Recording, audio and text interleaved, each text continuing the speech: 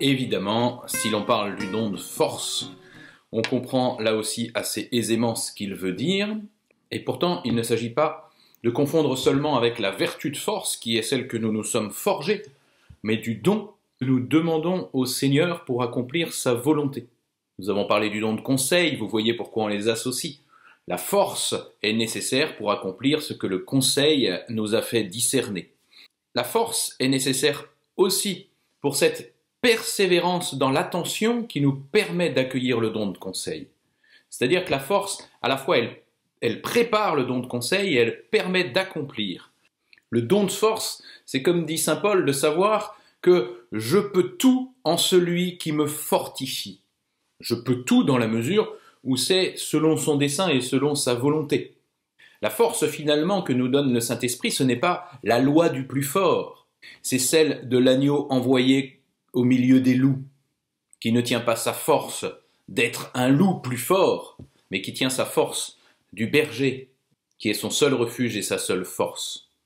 Une image très parlante du don de force, c'est cette petite bergère toute jeunette qu'est Jeanne d'Arc, qui ne fait pas le poids face aux armées anglaises, qui ne fait pas le poids face à la cour du roi, qui ne fait pas le poids face aux tribunaux et au tribunal ecclésiastique même, mais qui sait en qui elle a mis sa confiance.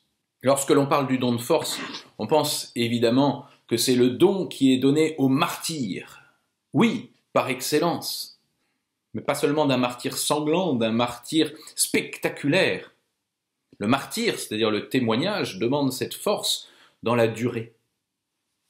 J'ai eu cette réponse une fois auprès d'un tout jeune prêtre qui me disait que de toute façon, lui, il en était sûr, il allait mourir jeune. Et je lui ai répondu, avec un peu de malice, « Tu sais, mourir jeune est peut-être une vocation de héros, mais c'est une ambition de lâche.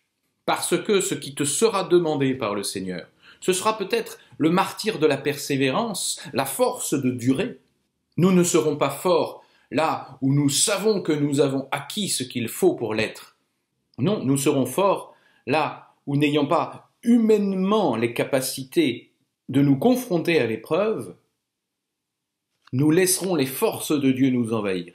Comme il est dit à saint Paul, c'est dans ta faiblesse que je suis fort, Paul.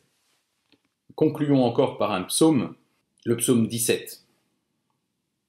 Je t'aime, Seigneur, ma force, Seigneur, mon roc, ma forteresse, Dieu, mon libérateur, le rocher qui m'abrite, mon bouclier, mon fort, mon arme de victoire.